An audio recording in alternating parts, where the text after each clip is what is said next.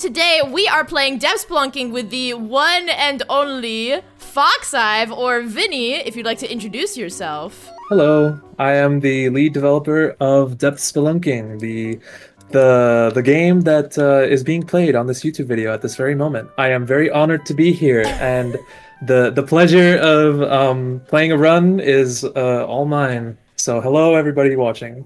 It is an honor to have you, my dude. Thank you so much. Also, it was so awesome that I wasn't expecting any of the team to even check out the video that I did previously. So the fact that you guys enjoyed it made me so happy. Believe it or not, this is gonna sound mad ego, but I look up Spelunking on YouTube all the time. I love watching the videos people make. I love watching all the content, all these guides that get posted, and the footage of people encountering rare stuff. It's super cool to see.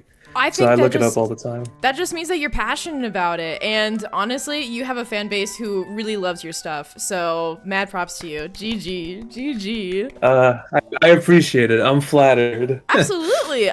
Is it okay that we hop in a game? Yeah, for sure. But there is one new item in the shop if you did want to check that out.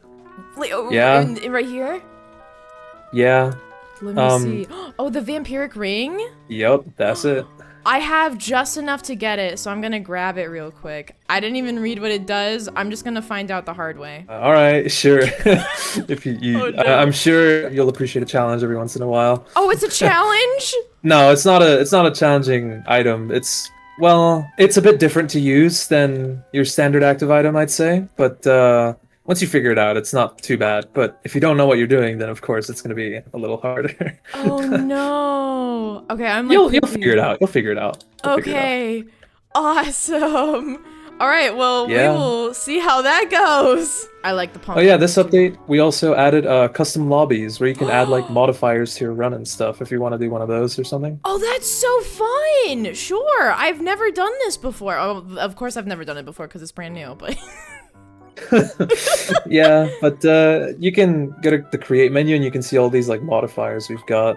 A lot of these were added fairly quickly because they are very minor effects that can just be done fairly quickly. Yeah, I think I really like some of these. I think it definitely helps sort of keep the game fresh because you're adding custom challenges to your runs. So, you know, it helps with replayability, and we also do intend on adding like a ton more. So I think the growth potential, so to speak, is pretty massive here. Yeah, no kidding.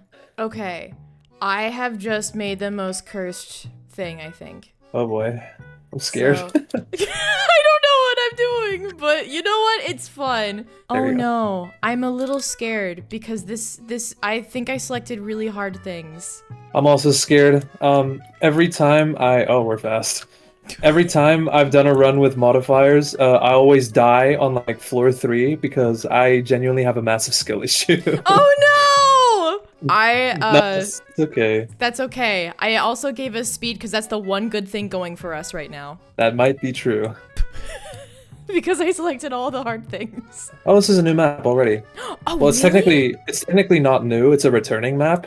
This was like in the really, really old versions of the game.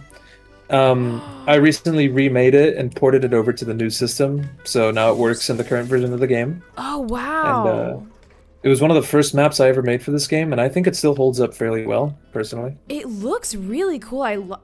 Something I've loved about this game is just the liminal spaces. So that's been one of my biggest inspirations for map making, just taking inspiration from liminal spaces, because I think for the vibe that I'm going for with this game, I think they just fit fairly well. They're just something I feel like would be fun to explore, especially some of the larger and more abstract ones.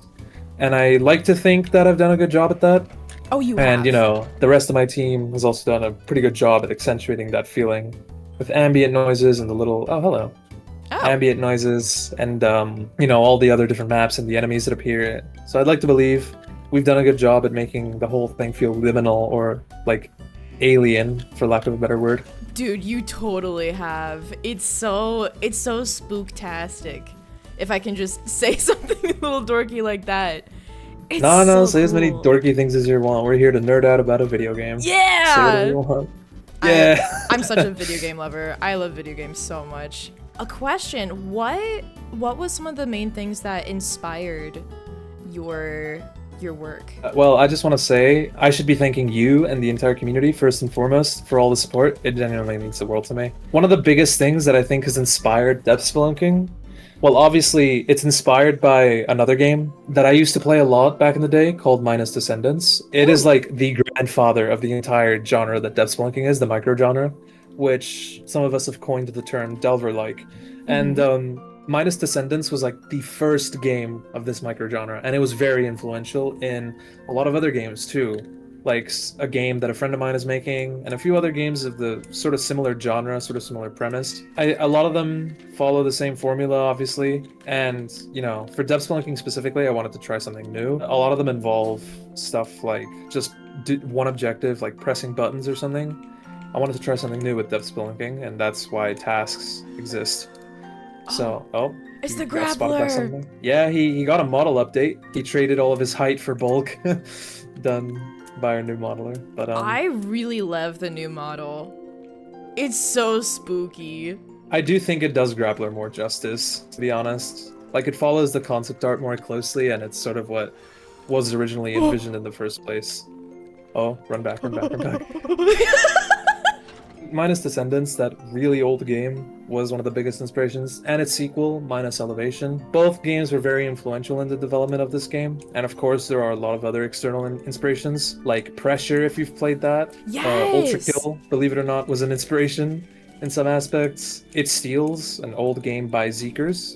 Speaking of Zeekers, Lethal Company also inspired this game. Balatro has inspired this game. I don't know, a lot of my favorite games were in some way influential to the development of depth spelunking. So there's not necessarily references, but if you're attentive and you play all of these games yourself as well, I'm fairly certain you'll be able to catch some of these inspirations, and you'll be able to tell, oh, this was inspired by this game. So yeah. I've definitely been able to tell, things, really. and you've done such a great job at it, because I'm like, I feel so hooked on this game with like the mini games and running away from the entities, and I don't know, like the fear factor as well is such a unique design in it too that I really love. Right. You don't know what you're up against, and oh, this game is a joke. Oh, did you this game sucks modifier? Oh, maybe. You did. What does that mean? You did. What is that? It's Peter's. What is that? Okay, so the modifier you enabled, this game sucks, basically allows dev exclusive or admin exclusive entities to spawn naturally, and what you just saw, that Peter Griffin PNG is one of them. So yeah. It's a meme. It's a bit of a meme. My fear is at the very top. Oh yeah, mine's going up pretty fast too. Oh, this might be it for me. Uh-oh. Oh no. It might be it for both of us, to be honest. Peter Griffin! No! I died to Peter Griffin. Oh, I had to go invisible for that one. Did you die? I did! Oh no. Oh no! How do you survive Peter Griffin? Oh man, it's over. It's over. Is there something singing? Oh my gosh! There's so many entities! There's something I wanted to show you super fast over here. So I have a friend named Durgans, and they look almost exactly like this avatar, apart from the toupee. That's a funny little coincidence. I think this NPC is a reference to a staff member in my Discord server. Oh. I think they were added before they became staff, but they're still here and they're staff, so you know, we just sort of keep him around. That's so funny. Yeah, just sort of aura farming here. He looks really cool from like, you know, you stand here and he looks super cool. He's like aura farming. He's like all mysterious and stuff. He is the biggest aura farmer on this entire map as an NPC. Well, I mean, I've seen some other aura farmers, like big aura farmers in here. Like Nick, obviously, up here. Oh yeah. Oh, actually, no wait, you're so right. Nick's got it. Nick wins. He's got it all figured out. Yep. If only we could all be like Nick. The story of this NPC is really funny because I don't know if you've played Evade, but there's this emote that makes your character do exactly that in place. So he was like, Nick was trying to like, how can I make my NPC really funny? So I was telling him about it, and I just sort of came up. What if you do that evade emote where you just sort of gyrate in place, and it all went from there.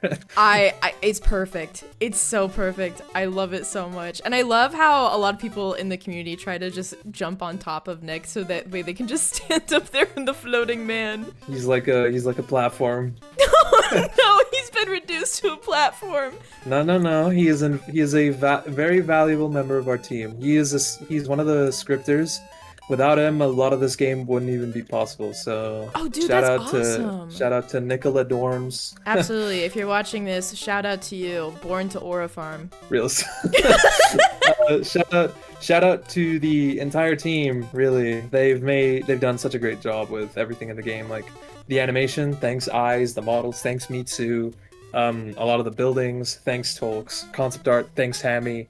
Everyone knows who they are, so I really couldn't have done most of this without my team. So I think they also deserve a huge thanks. No, for real. Everyone. Are there any lore tidbits about this game that you're the most proud of?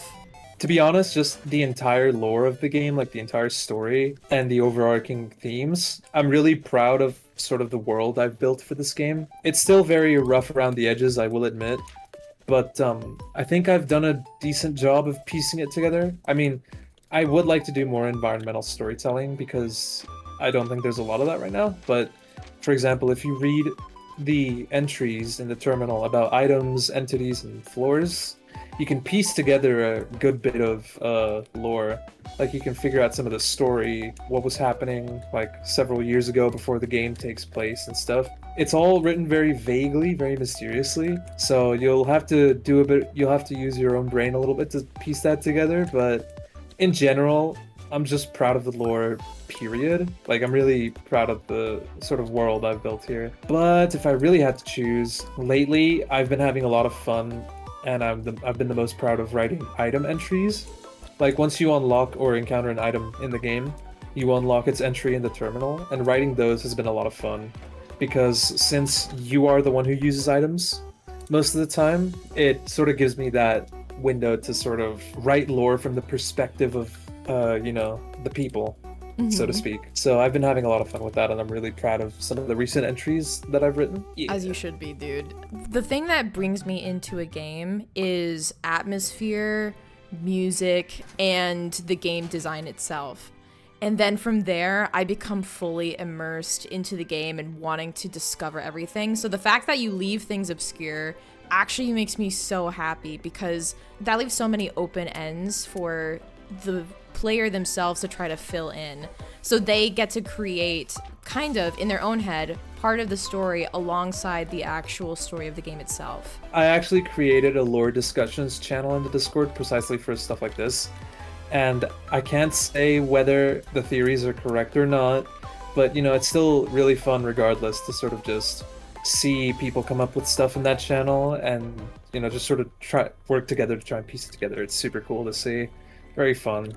Mm-hmm. And speaking of music, I don't know if you have music enabled in game right now, like or in-game music. This track playing right now is an original OST because right now we use tracks sourced from other games like Five Nights at Freddy's or Yume Nikki, Undertale, and I do want to move towards having some more original OSTs down the line, but I think I'm happy with the music we have right now because I think it complements the atmosphere of Depth Spelunking very well, especially the FNAF music. I think that's what I sort of gravitated to the most because I feel like it captures the vibe that I'm going for pretty perfectly. I also don't know if you know this, the deeper you go, like every couple of floors, the tracks that can play in the zone you're in change.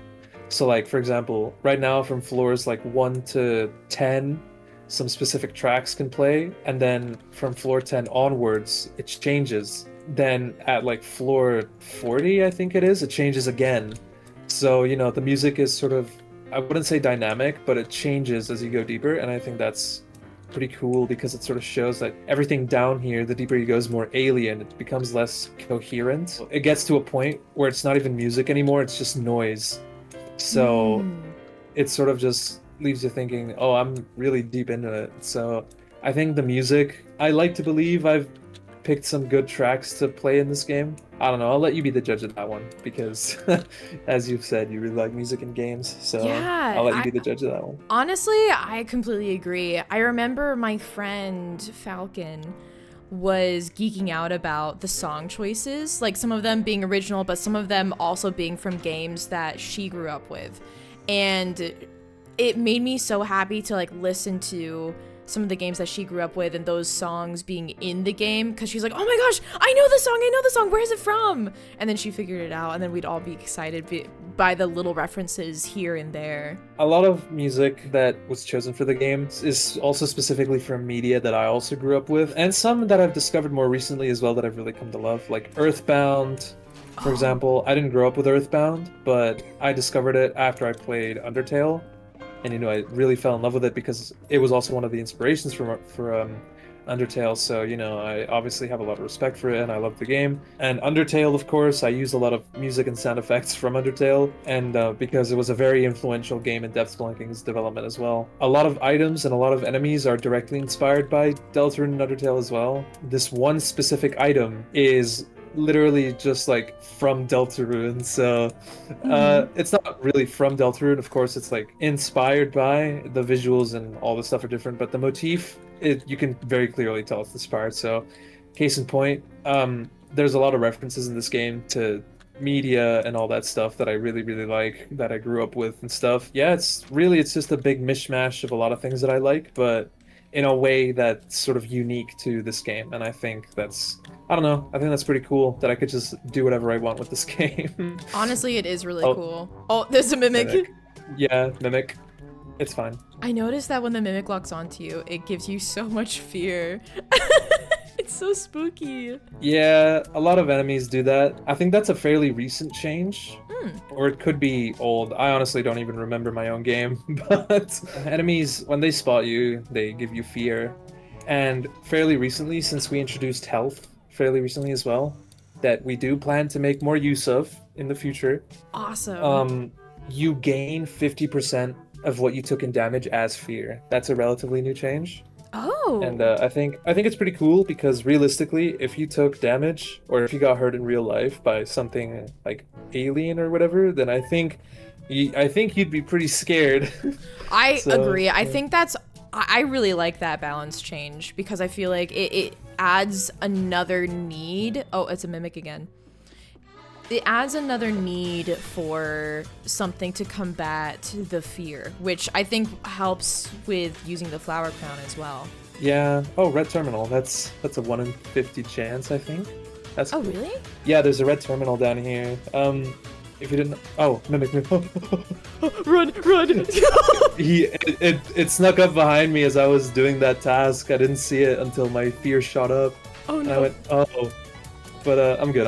Health is a relatively new thing, and right now, a lot of people are right to assume that it's a bit of a nothing burger, because it doesn't interact with a lot outside of like items, traps, and some other sources that aren't really that relevant. But in the future, at some point, I don't know when, but probably soonish, enemies will no longer one-shot. Well, at least some enemies will no longer one-shot.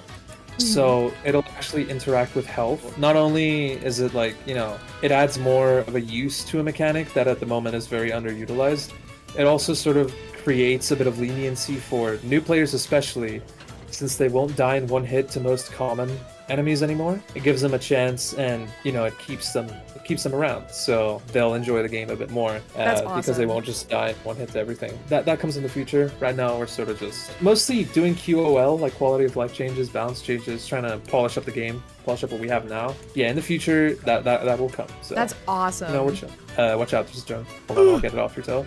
Okay. That drone has killed me. Uh-oh. No! No! I did not see that shrieker. Oh, not no. The drone! I cannot tell you how many times I have also died to the drone in that same way with the shrieker. Shrieker's a bit of a... Oh. I thought I could do it in time. Well, we did it. GG. GG. Okay, here's one big question is, with your game being on Roblox for like a year now, what is something that you learned that sticks with you the most? I made a post about this over on Patreon. I spoke about the whole year and how crazy it's been, what I've learned and stuff. It was like a whole reflection yap fest. You know, I wrote a lot there. I wrote about what I had learned, but I never really considered what the biggest lesson I learned was. It's hard to think about because yeah, I have learned a lot. I've changed a lot in my methods of developing and working on games and stuff. That's a very hard thing to pinpoint. It's a very good question though. Food for thought. Yeah, but, it's okay if you can't think of anything. I'll get back to you on that. I'll put a pin in that one, but okay, I'll get back to you on that one. Also, Gazer is probably one of my favorite entities. What inspired the design for Gazer? Believe it or not, Gazer is also one of my favorite entities in terms of design. Yo! I don't know what it is about him. I don't know how I came up with... Well, I know how I came up with this design, but yeah, I don't know. I just really like him a lot. Gazer's appearance, like visual design, is inspired by an NPC from Omori. And Omori is one of my favorite games of all time, and is also inspired Depth Spelunking to some extent. He's inspired specifically by this one NPC that appears in the beta, and in the current build of the game, appears in a secret-ish area. That's what his design is inspired by. The original NPC's name in Omori is named Uni, and that was literally all Gazer was for a bit until we held a redesign contest. And someone redesigned him and we liked it and we just added it to the game. So yeah, but his original design was inspired by an NPC from Omori named Uni, so yeah. That's so cool. That's awesome. Also, just the concept of boss battles with Sloth and Envy blew my mind the first time I ever saw it. I was so gobsmacked. I was like, what? That's so cool. Yeah, the cutscenes I think are one of my favorite things about this game, at least for bosses specifically. For Sloth especially, I think Sloth's cutscene is one of the best. Yes. Because it sort of just shows you this towering monstrosity of a creature that you summoned because you were lazy.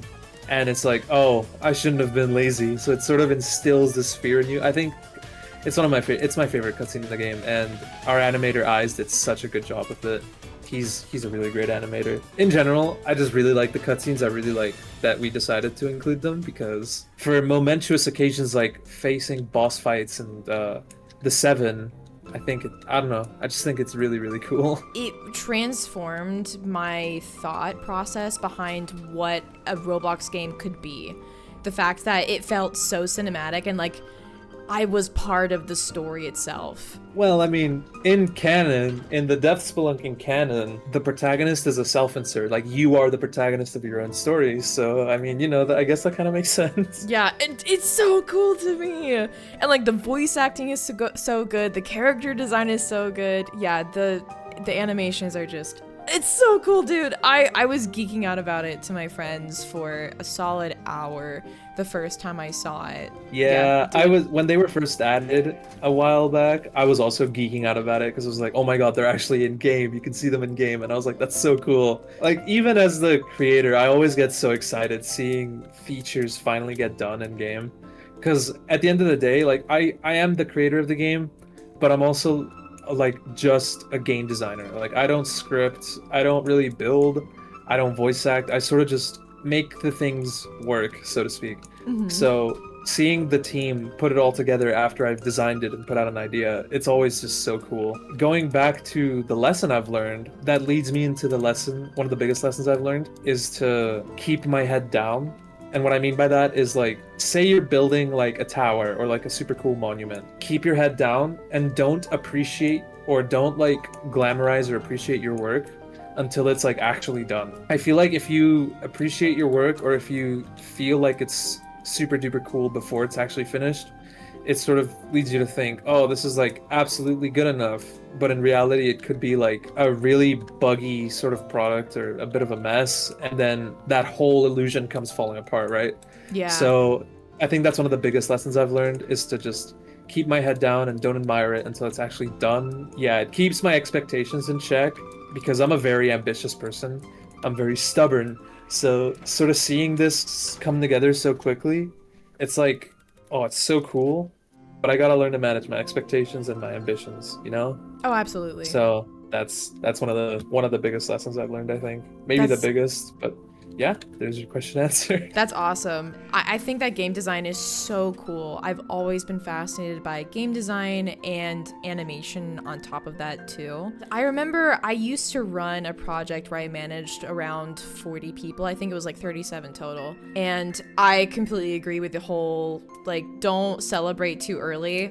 Otherwise, you're just gonna settle for something that's not gonna be good enough.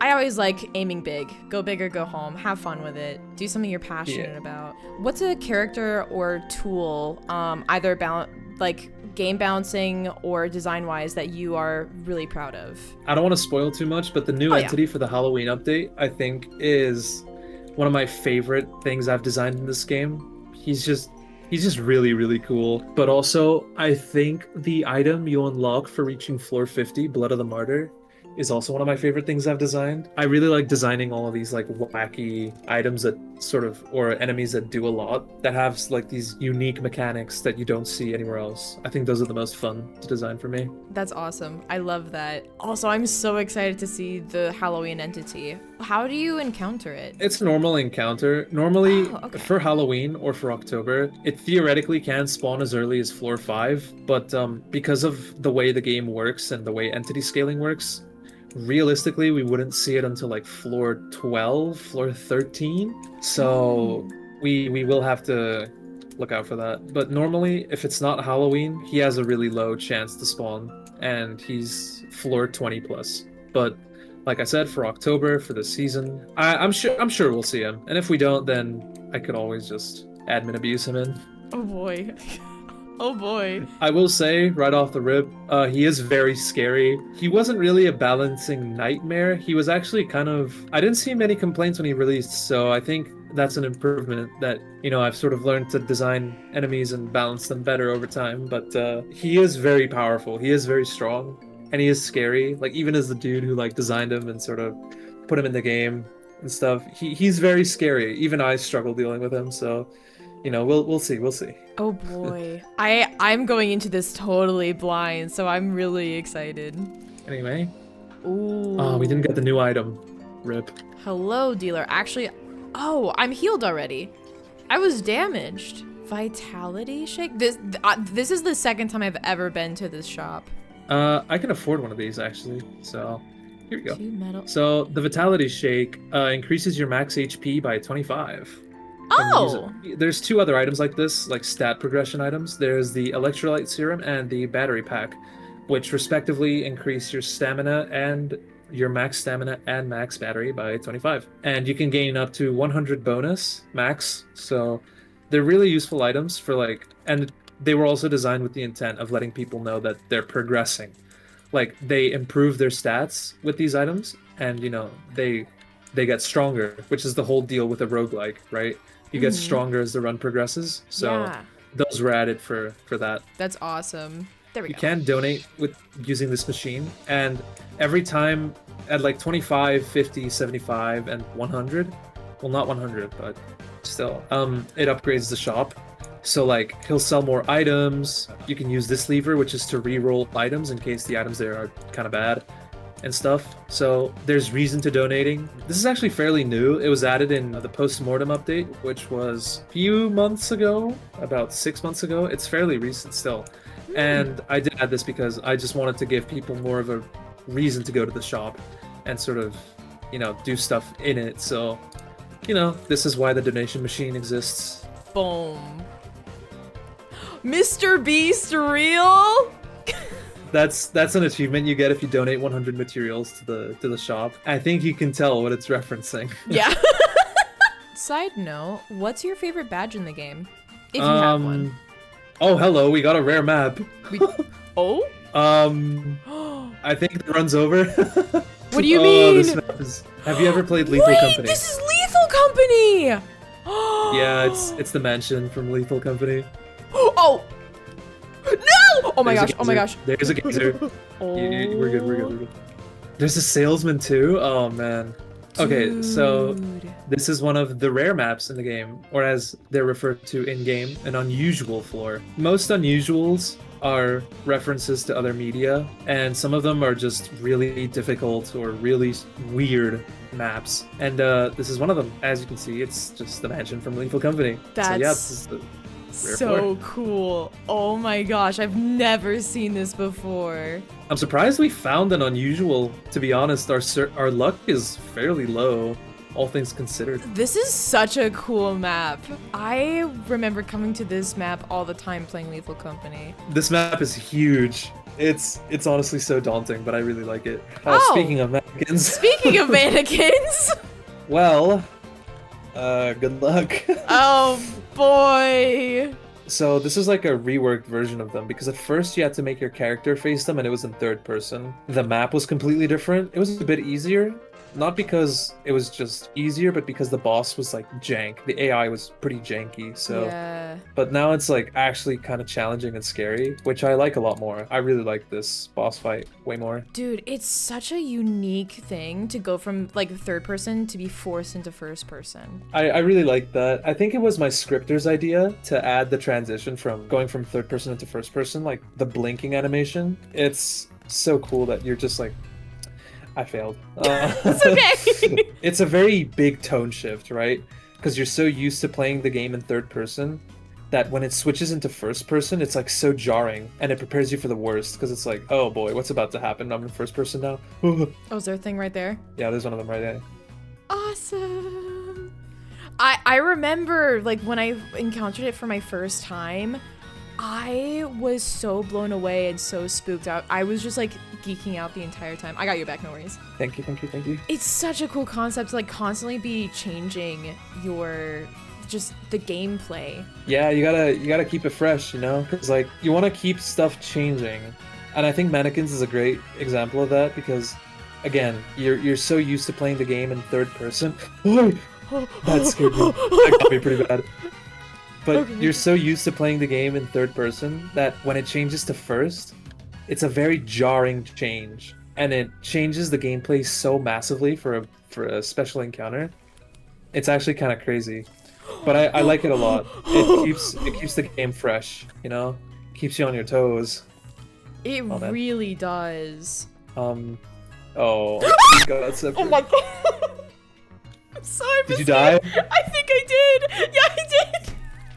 Oh no! I took a wrong turn. Now that you're dead, I guess it's a good time to bring up that this hasn't been disclosed anywhere else. So for people watching this YouTube video, I guess it's an exclusive sneak peek. In the future, there will be more ways to revive yourself and dead teammates, and there's gonna be some stuff to do while you're dead as well. So you can keep playing with your friends even if you're dead, and you can just come back to life as well if you really want to. So we're working on that. I don't know when we'll introduce it. It's still a rough draft, still very much an idea, but when we get there, we'll get there, and I think it'll improve one of the game's biggest like issues, which is like, you know, the permadeath. And I get that I always wanted to be strict with permadeath because it's a roguelike and roguelikes are meant to be hard. But at the same time, I can like keep it hard without just being completely absurd about it. You know, we're working on that. We're drafting it up. Nothing definitive yet, but we're working on it. Exclusive sneak peek for the viewers of this video to let them know that we are considering revives and stuff. That's awesome, dude. That's so cool. I love the concept of roguelikes so much. But I also like the fact that Oh, no! no! I didn't hear him. No! I didn't hear him. Oh Rest in dang. peace. He pushed you through the map. That's crazy. I see the moon and the stars now. It's a beautiful night outside. It is a beautiful night. Dude, this is so cool. Thank you so much for showing me around and talking about the game. This is so epic. I'm glad you had fun.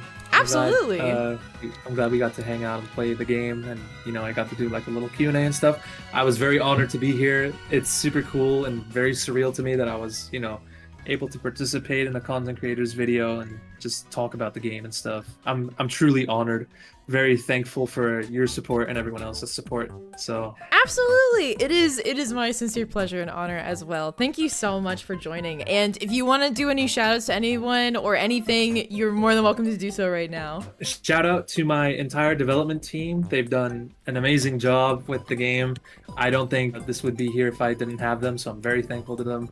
Shout out to Claire, support her videos because it's like awesome that I'm even here in the first place. Shout out to all my friends, shout out to my mom, shout out to my dad, shout out to my little sister, shout out to everyone. In general, just shout out to everyone supporting this game and my little project. It means the world to me. Thank you all for your support. Thank you for watching. Like and subscribe for Thank you so much, and what a pleasure and honor to have you here. And your game is super awesome, and I'm super excited because I definitely want to try to do a floor 50 and a floor 100 attempt with my friends, which hopefully I'll be able to make it. Fingers crossed. We'll see if we can get there, but you have my blessings. I am beaming my developer luck to you through the screen. Thank you. You will make it to floor 50, floor 100, floor 1000. You will make it.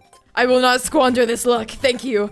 All right, thank you guys so much for joining in and watching the video. And if you watch to the very end, make sure to leave a like, put it down in the comments, and do a little hype, do a little thing, because that is a new thing on YouTube that you can do, is hype videos. But anyway, thank you guys so much. I hope you guys had an absolutely wonderful day, a wonderful night, or whatever time it is for you guys in the world. And I will see you guys in the next video. Bye bye. Bye.